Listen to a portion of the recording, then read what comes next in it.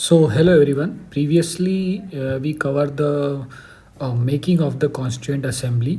Elections कैसे हुए, कैसे मेंबर्स को इलेक्ट किया गया, कहाँ कहाँ से इलेक्ट किया गया. Now today we will see the working of the constituent assembly. So हम डेट वाइज चलेंगे कि किस डेट को कौन सा इंपॉर्टेंट इवेंट हुआ था. So first see working of the constituent assembly. Now 9th of December 1946. Now दिसंबर 1946 को first meeting of the constituent assembly was held. ठीक है, देयर वर 207 मेंबर प्रेजेंट थे. ठीक है, it was the first session. ठीक है, sorry, in the first session there were 211 members, but in the first meeting there were 207 members. ठीक है, ये कॉन्स्टिट्यूशन हॉल न्यू दिल्ली में मीटिंग हुई थी और डॉक्टर सच्चिदानंद सिन्हा को टेम्पररी चेयरमैन बनाया गया था. ठीक है, और Frank Antony was appointed as the deputy chairman.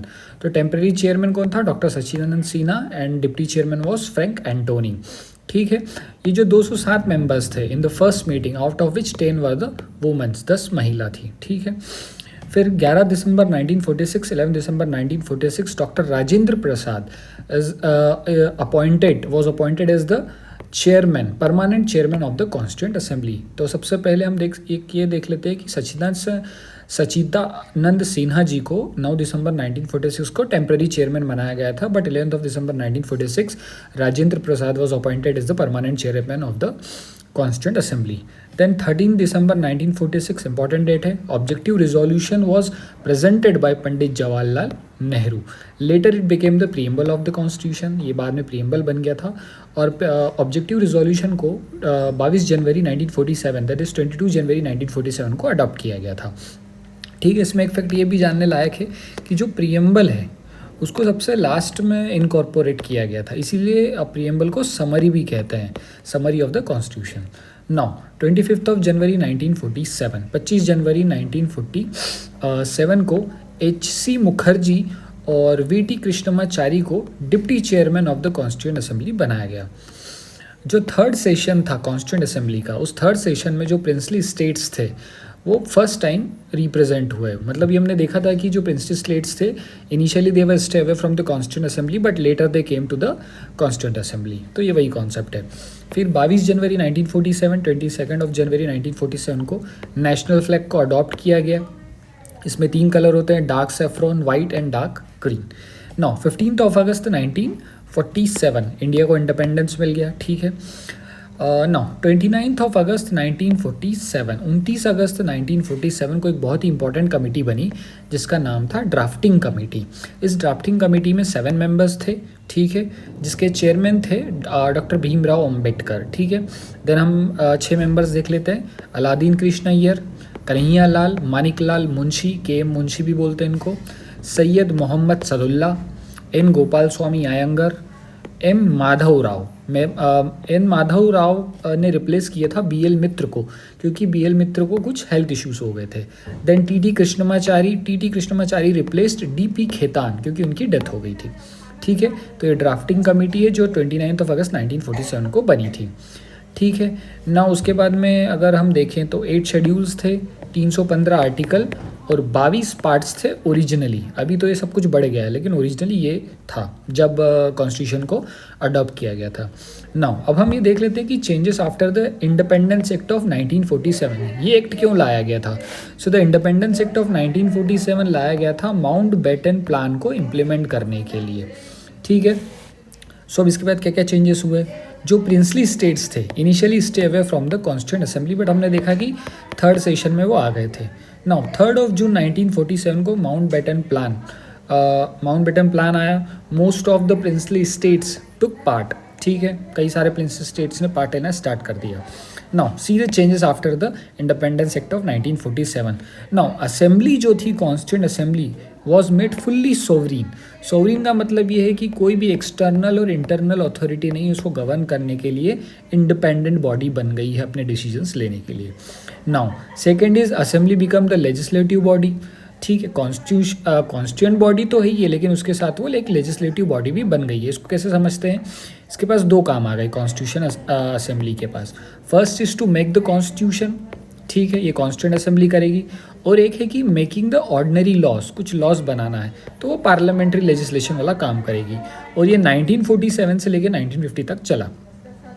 Now constituent assembly जो बॉडी थी उसके चेयरमैन थे Rajendra Prasad, but legislative assembly body के जो चेयरमैन थे वो थे JV मावलंकर, तो ये इंपॉर्टेंट है।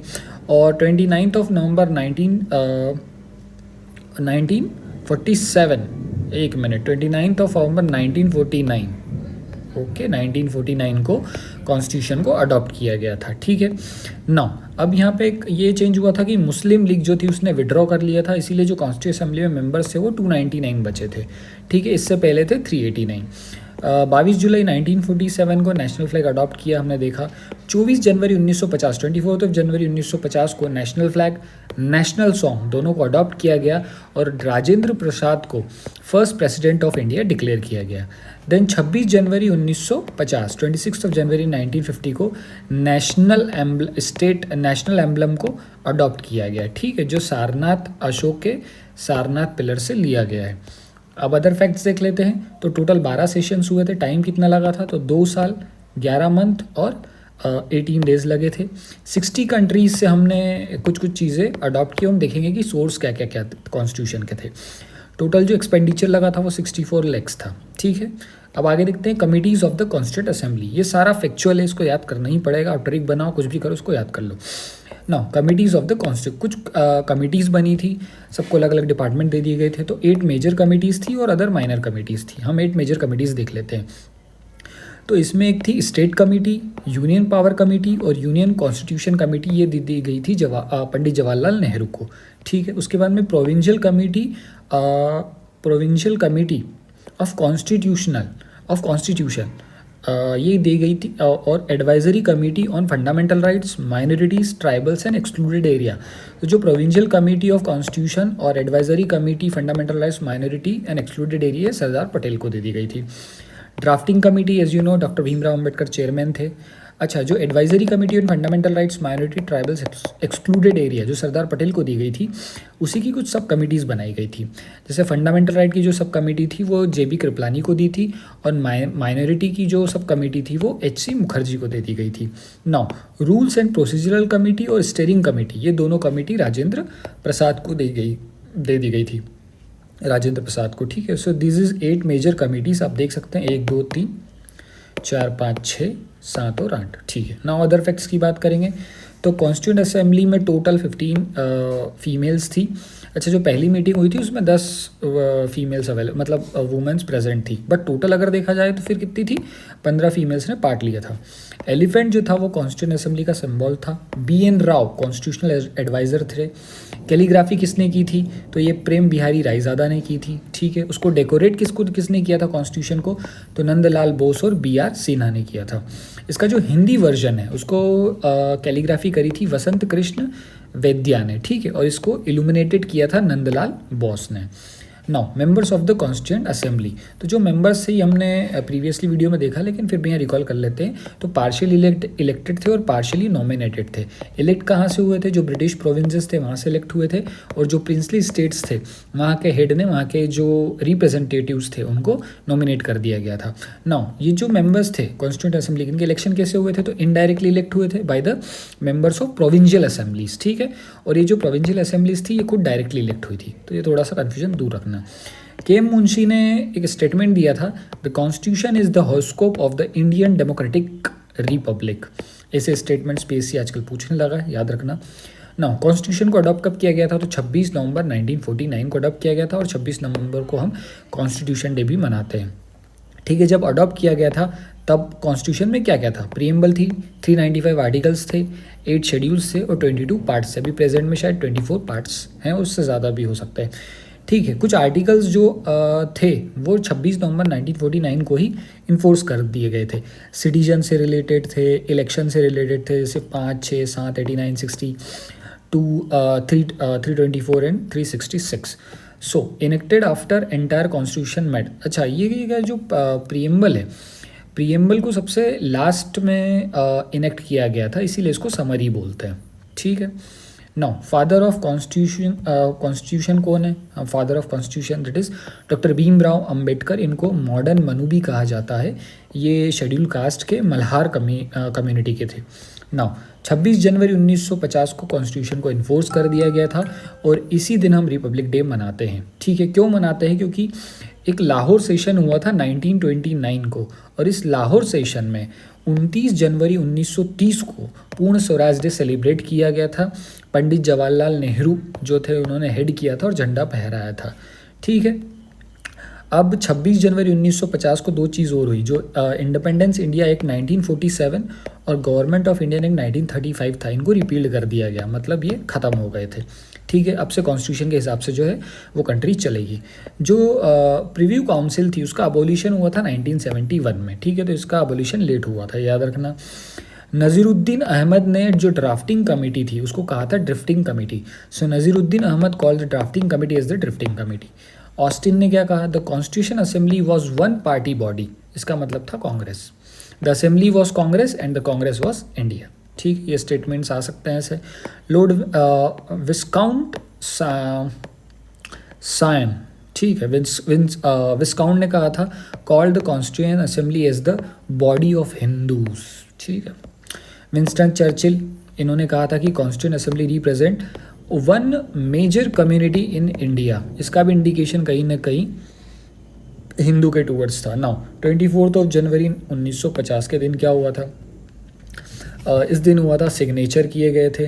284 मेंबर्स प्रेजेंट थे आउट ऑफ 299। 1952 को first elected parliament came into existence. ठीक है, हमारे पार्लियामेंट 1952 को आई थी। जेवी मावलंकर पहले वो थे। 26 जनवरी को हम कॉन्स्टिट्यूशन डे मनाते हैं। ठीक है, ये सेलिब्रेट कब से होने लगा? 2015 से। 125th birth anniversary of doctor Bhimrao Ambedkar. ठीक है, फिर उसके बाद में हम बात करेंगे कि इंटरनेशनल डेमोक्रेसी डे, ये 15 सितंबर से स्टार्ट किया गया। यूनाइटेड नेशन की जनरल असेंबली ने 2017 में एक रेजोल्यूशन पास किया था। ठीक है, इंटरनेशनल डेमोक्रेसी डे 15 सितंबर। नाउ 26 जनवरी 1950 को हमारा कॉन्स्टिट्यूशन एग्जिस्टेंस में आ गया, उसको अडॉप्ट कर लिया गया, इन्फोर्स कर दिया गया, और इस दिन हम रिपब्लिक डे मनाते हैं। 15 अगस्त 1947 को हम इंडिपेंडेंस डे मनाते हैं।